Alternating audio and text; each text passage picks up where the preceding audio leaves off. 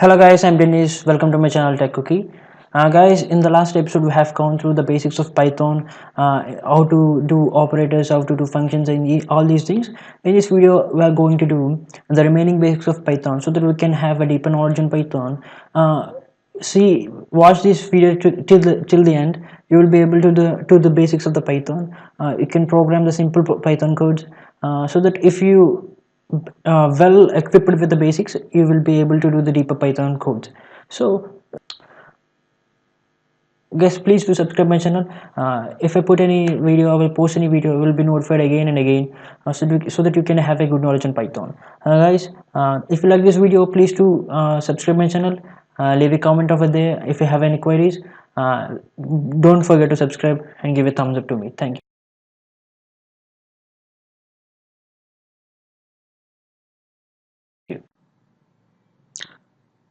Well guys, we're using Python the Sublime text editor. Before we're comparing the program, before saving it, we have to save the file first. So go to file menu, take a new file over here and save it first. Save a any name. I'm saving with my name, Dennis.py. Well, all Sublime have turned into a Python compiler. See over here, Python.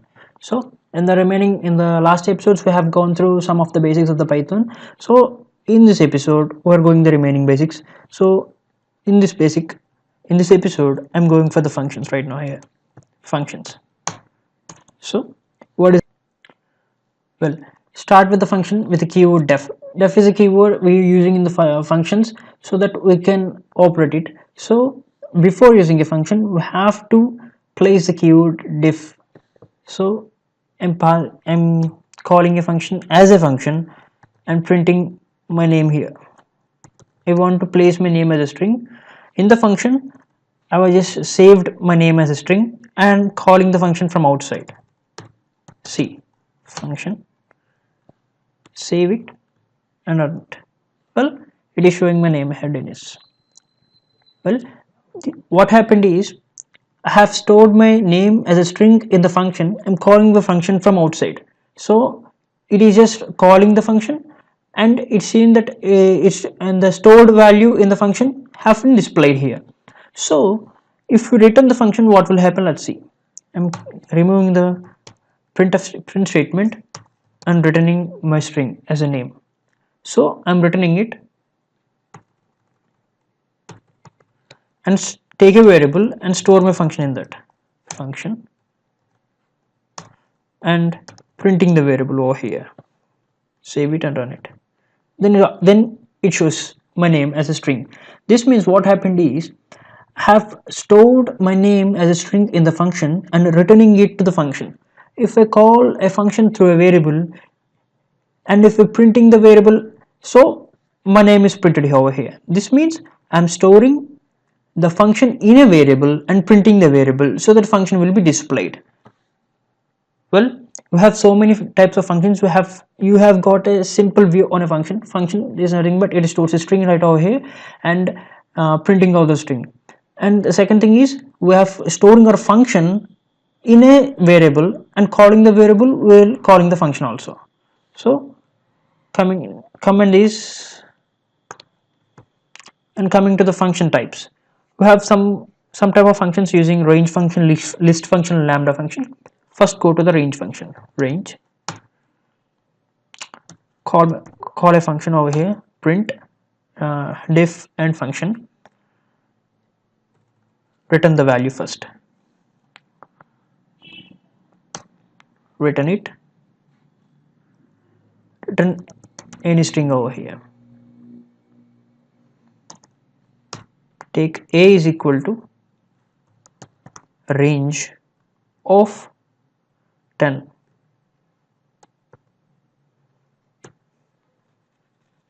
Right?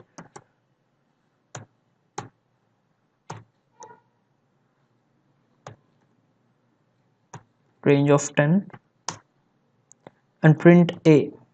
Let's see what will happen. Save it and run it. It shows it is having a range over here.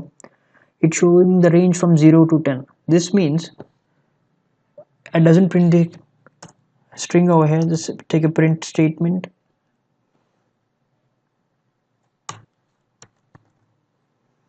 here and call the function. Yes, let's see what will happen. It will display my name and the range function too. See, so what will happen is I'm calling a function over here. It is functioned well, and the second thing is I have taken a range function. I mean assigning the range function to a variable and printing the variable. But in the range function I have placed a number here, right, or an integer here. I'm placing an integer 10. This means we have seen this in the for loop, that it will print a range of numbers from the one state to another state. In this function, it is a range function. I have placing a number in the bracket. That means it print a range from 0 to that integer. This means if I place a variable here b and b is equal to 15, let's see what will happen. This means it prints a range of numbers from 0 to the prescribed number. We use range function to calculate what is the range of the parameter we have using there, right? Coming to the next thing, we're using a list function. A is equal to list, right, of a range of 10 and print a.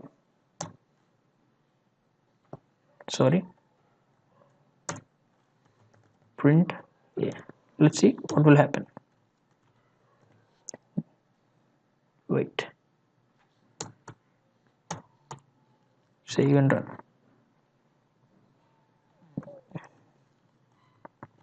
This means I'm calling a range function through a variable and giving a list to them. This means I'm calling a range function of 10. This means it produces a range of 0 to 10 and doesn't display the remaining between numbers over them from 0 to 10. If we use list function, it will call all the numbers contained between 0 and 10. In this case, we are using the list function so that we can have the list of the parameters which have stored in it. Next function we are going to call is a lambda function. Drag over here this. Well, take a variable a and the lambda keyword, right? I want to do a simple addition operation using a lambda function. So I'm assigning a variable to it, taking the keyword lambda, and I want to perform a simple mathematical operation using lambda function. I'm taking two variables x and y, right? Place a colon here, and what type of function do I want to perform here? So I'm taking two variables x and y, and I want to add both of them. So I'm adding x plus y, right? Take a variable and the variable z and pass the parameters to it. So I'm passing parameters to x and y as 2, 3, right? And then print z. Save and run. It shows 5. See here, it shows 5. This means I'm placing the lambda function, I'm assigning the lambda function to a variable a. In the lambda function, I'm taking two variables x and y and placing a colon here and placing the condition over there. This means I'm taking two variables. I want to perform an addition operation between those two variables. So lambda function, how many elements we have to take, I'm placing over there here x and y, and the main condition which I want to perform. So I'm performing x plus y, so that taking another variable z and passing the parameters to it. So a is assigned to the lambda function, so I'm calling a and giving the input to it. So I'm giving 2 and 3 as inputs from x and y. So it prints z, it gives 5.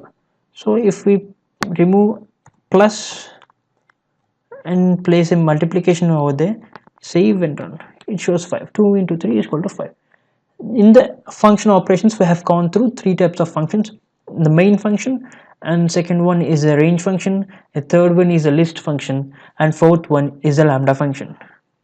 So we have completed the basics of functions, four type of functions here.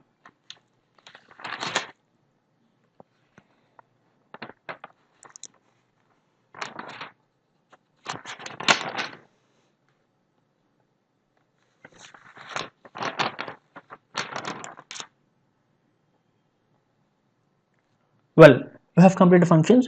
Next we are going to exception handling. I will explain what is exception handling through a program, a simple program. I'll explain this, don't worry. Well, if I'm having a as 7 and b as 0, if I want to perform uh, an division operation between those, what will happen? A by b, save and run.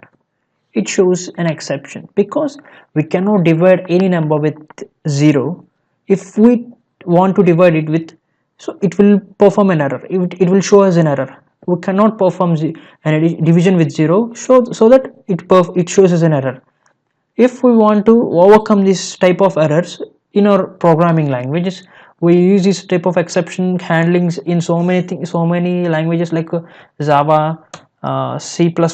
So in this course we are using exception handling in order to overcome errors in Python language. So we're using exception handling in Python as try block. Take a try block over here and perform an exception and then catch it.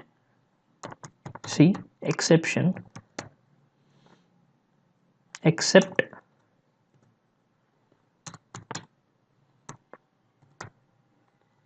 exception as e, print e, remove this, place a by b, save and run. So exception is removed and division by 0 it shows us, it shows that we cannot divide any number by 0. So in the output console we are seeing that division by 0 as output. This means we're giving 7 to a and 0 to b and dividing a by b. We cannot divide 0 by any number, so that it showed an exception. We removed the exception by using try and except block by using exception statement. Except exception as EE means it is an exception keywords, so that we can remove exceptions using these keywords. So printing EE shows that division by 0. That means we're doing an error somewhere in the program, so that it will shows that we have doing an error, so we can correct those errors. These type of exception statements are very useful, so that we can remove errors, or we can rewrite our codes, so that we doesn't have any errors in the following program.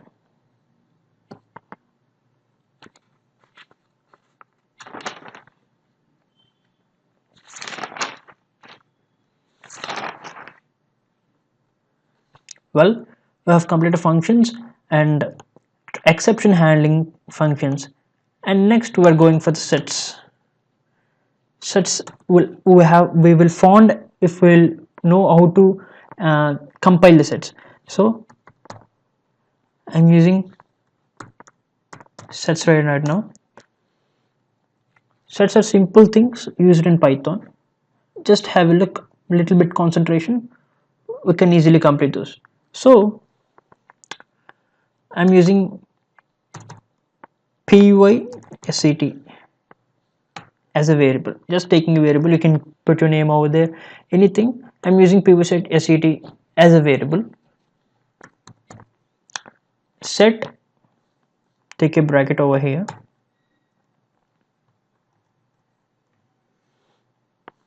place anything between those. I'm placing my name, comma, tech, comma, cookie, comma,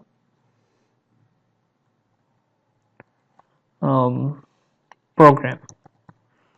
I have taken 4 types of strings over here in a single set. I'm taking another set pydet, another variable, placing another set here, another bracket over here. Next, I'm placing Dhoni, Sachin, Sehwag, Raina.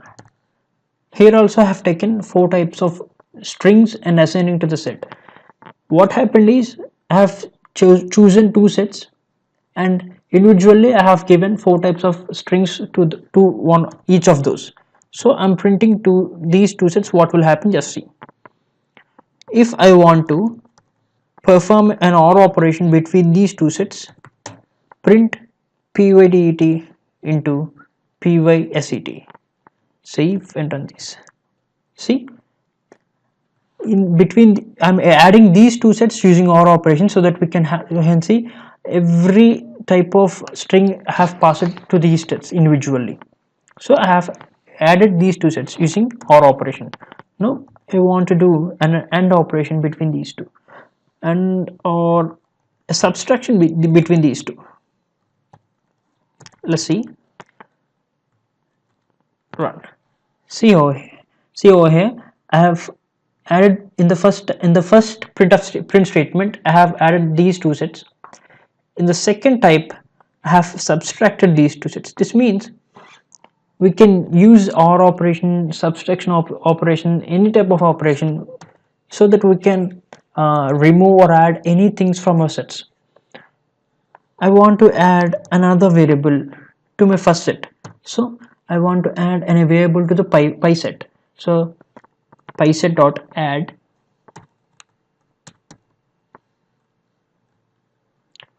I want to add another name.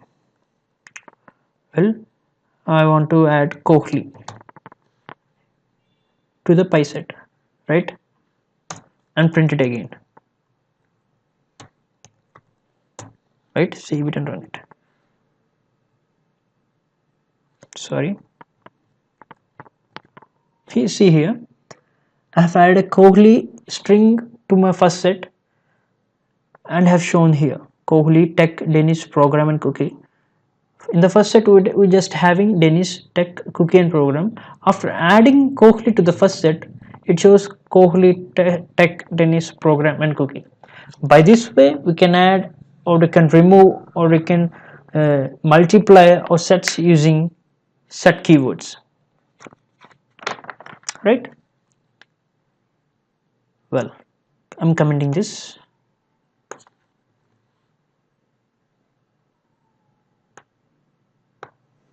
The next thing in the Python basics, we are going to shallow copy.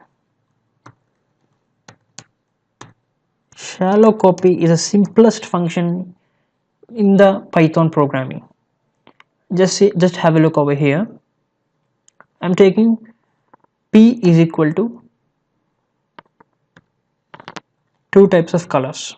See, red and green, right? I want to copy the P into P1. So P1 is equal to P. I think you got this answer. I have placed red and green strings to P, assigned red and green to P, and copied P is equal to P1. And so that I want to change red and green to blue and green. So I'm using P1 bracket 0 is equal to blue, right? And then print P. See what will happen. What happened here is I have chosen two types of colors, red and green, and assigned it to the variable P. And then I've assigned P to P1. P1 is another variable. So in using P1, I want to change P. So in the 0th position we having red, and the 1th position we have green. you know that every array is having position from 0 to the particular value. The first string or first integer in an array is coded with 0, and the second will coded with 1, and third will coded with 2. In this section, 0 is coded with red, so I want to change red to blue. So p1 having the values of p, so in the 0th position I want to place blue and print it. So see what will happen.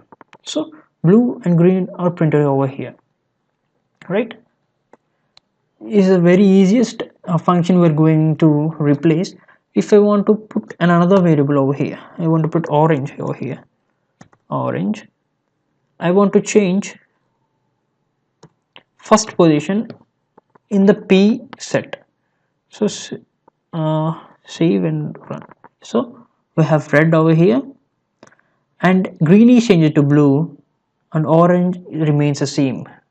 If I want to change orange, I want to have to place 3 2, run it. So orange is changed. This means you have to remember that assigned red, green and orange to p, and assigned p to p1, so that if we change these strings in p1, it will affect in the p. Save and run. This will happen. So if I want to print the original thing, red, green and orange are the originals which I have placed over there, and save and run here. It also show red, green and blue. If I want just red, green and orange, not red, green and blue, what I have to do? In this case we have to use slice operation. If I want the original content rather than the changed content, I have to use slice operator. Just take a colon over here with a bracket and save and run here. It shows red, green and blue, right? If I print p only, it shows the original content over here. Carefully listen. I have chosen red, green and blue as my original strings and assigned these 3 strings to p. After that, I have assigned p to p1. This means p1 is equal to p. So in p1 I have changed green to blue, right? I have changed orange to blue. This means it will affect p1. P1 also will be changed to red, green and blue. If I print p1, it shows that red, green and blue. After that, if I want the original content, if we're having a computer, we have changed some of the values over there. If you want to have the original content, what I have to do? In this case, we use shallow copy. If we use shallow copy using slice operator over here, I will show you slice operator, so that we can have the original content. We does not have to repent for the original content we have lost. So we use slice operator so that we can have the original content over here. Well guys, this is for today. If you like this video, give me a thumbs up and subscribe. If you have any comments, if you have any doubts, go to the comment section and drop a comment over there. If you need any code of this program, of this episode, I will give the link in the description of my blog. Go over there and click, and you will get the code. If you need a guidance, I will give my email. Just mail me. I will reply you, or I will make my number available in the description. Thanks for watching this video. In the further video, we will go to the deeper Python animations, or building a program, building a software, all these things. Thanks for watching this video. Thank you. You can follow me on Facebook, Twitter and WhatsApp. Thank you.